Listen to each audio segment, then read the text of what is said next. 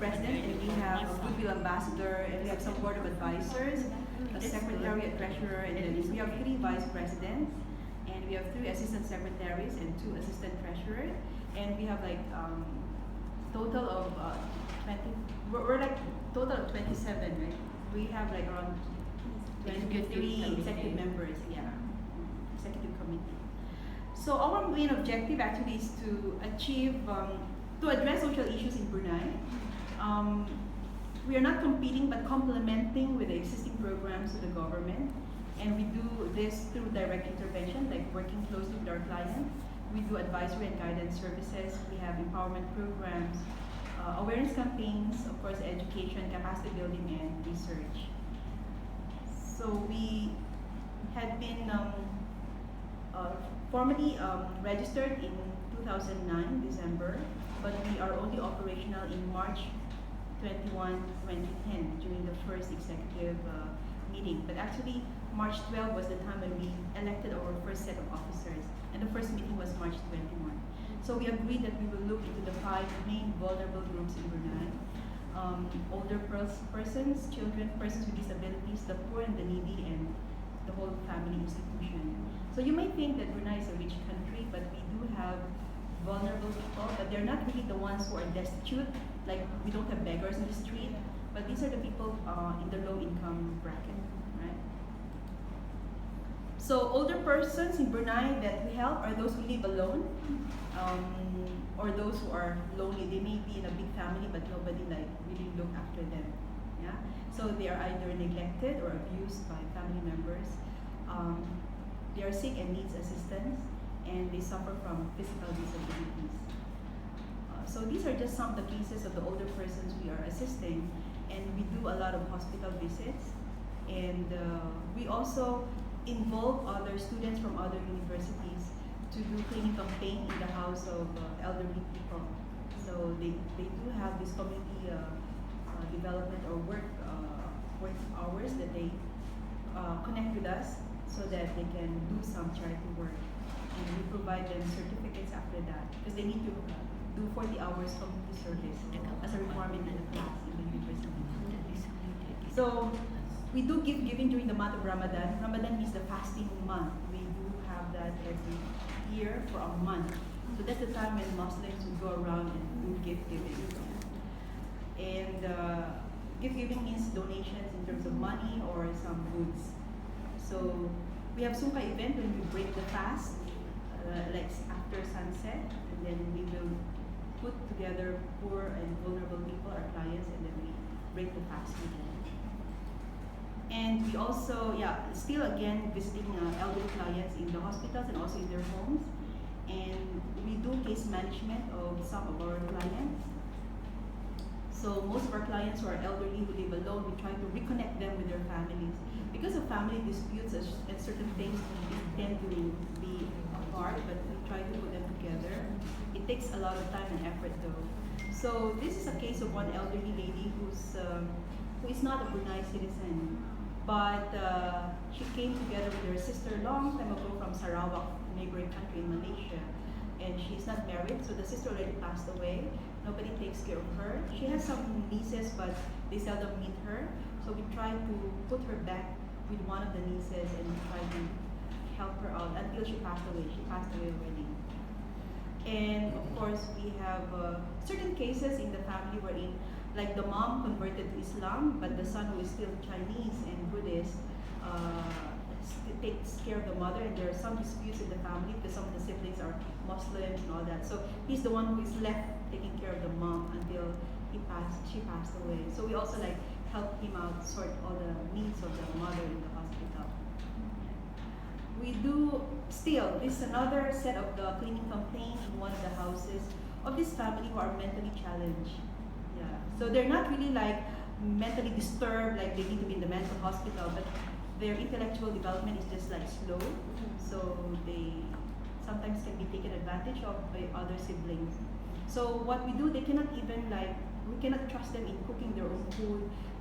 The kitchen might get burned and all that. So we did Meals on Wheels project with them for a year before we were able to reconnect them with another family member who is willing to help take care of them.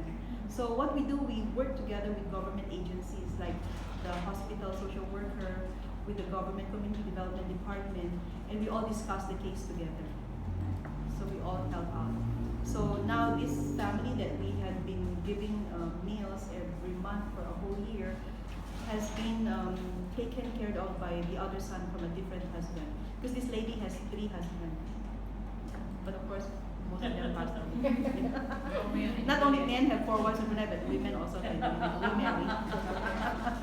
Yeah, so we also have another case. Yeah. We have a case of elderly couple. They had been estranged from the husband's son for almost 35 years. So they had been living alone and they became old already that they cannot take care of themselves.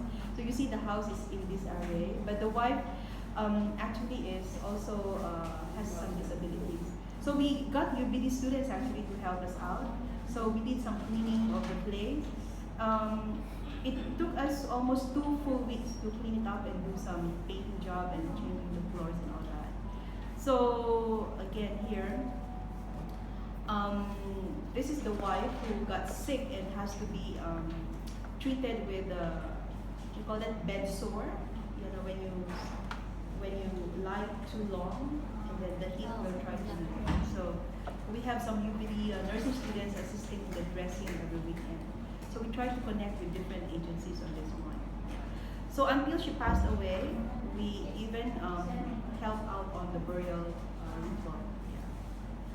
And the same couple were our first client. We launched our MKM Legal Clinic, where we provide free legal advice to vulnerable groups. So he also has a problem in terms of property dispute, and we won the case in court. So all this was done for free, and it took like 3 years before the case was resolved, and we won it in court. So we still follow up his case, like when he has a mild stroke in the hospital. So we still look after our clients. We do fundraising for our elderly person. Yeah. So we don't have a center. You asked me if we have a center, but we do not have in Brunei. It's not encouraged by the government because they want the families to take care of the elderly people. But sometimes they just leave the elderly person in the hospital. They don't want to claim back. So we have to try to sort things out until we find a willing family member to help. So we raise fund. We published a book and it won as the best in the world cookbook award in 2012. It's the Gourmet Cookbook Award. So our president and Siti Kaprawi, the one who designed and helped out in the book, went to Paris to receive the award. So, with the support of the government. So we have books, we sell that and all the proceeds go to the fund for elderly. We also do a lot of awareness or education campaigns, and we do engagements on our elder programs with UBD students. These are actually doctors already. They're practicing medical doctors, but they're taking their masters in public health in UBD, and they would normally like invite us to talk about our social services and projects with elderly people. Okay, so we also like present what we are doing with the geriatric department in our government hospital. So we also like work closely with the doctors because they would normally refer to us certain patients that they think MKM can assist in some ways. Okay, so who are the vulnerable children in Brunei, right? So these are the orphans, of course, the abandoned children, children with disabilities and special needs, children of single mothers when they get divorced or the husband passed away, right? They become single mothers. Children who are victims of sexual abuse and domestic violence. We do have certain cases on that, but not rampant, but we do have cases.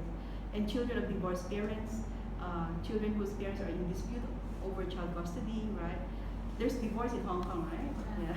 So children whose parents are unemployed, or they are in prison, or they are sick, they are paralyzed or with terminal illness like cancer, and children who are juvenile delinquents, or children of migrant workers, because we have a lot of migrant workers in Brunei. So we have a back to school project, like we do that every December because January is the time when they go back to school. So we assist them in terms of buying their clothes, school uniforms, shoes, and then school books, and all the things that they need. And we have Telbru, Telecom Brunei. It's a telecommunication company. that give us also some funds. They donate funds for our back to school program. And like our officer Mozini, he is the one always helping assist some of the vulnerable students in registering them in school admissions. Like this was in the Youth Development Center. We have a PBS scheme for vulnerable children in selected primary schools. So some people who cannot perform their fast, they cannot fast or something like that. So there's an equivalent amount that they need to pay. So we provide daily breakfast for vulnerable children in school, but mostly primary school children. So they're given a card and they can get the food from the canteen, and then they can eat before they go to their classroom. We also provide breakfast for students taking their PSR exams, the national exam for primary school students. So before they take the exams, at least we provide them some light snacks just to have something in their stomach before they take their exam. We also liaise with certain kindergarten schools. They also offer scholarship, and we recommend or nominate certain clients of ours that can go to their school for free. So at the moment we are with Rising Star Development School, and we have 3 recipients at the moment. Last year we have 1, so this year we have 3. So hopefully we can add more students in the future. So persons with disabilities in Brunei, these people, they live alone. These are the people we assist. They're neglected or abused by family members. They're sick and needs assistance, and they suffer from physical disabilities. So most of them will, sometimes they'll have a heart attack or stroke, and they get paralyzed. Or some of them will be sick with diabetes, and then their legs come to a point that needs to be cut off. So we will provide wheelchairs for them, certain assistance that they will need. So for the poor and the needy in Brunei, the most vulnerable are normally the married women with children who are unemployed or in the low-income group. So they are divorced, they're mentally challenged, they are victims of domestic violence, they're victims of family dispute, they're non-citizens. So we have stateless people in Brunei. They're not Brunei citizens, but they live in Brunei. So they're married to a husband who is a non-citizen, suffering from debt burden, so due to failed business and bankruptcy. They suffer from loss of income due to absence of husband who is the main income earner, or such absence may be attributed to maybe the sudden death of the husband, right? Physical disability of the husband due to accident. Because in Brunei we have more cars than people, so the car accident is quite high.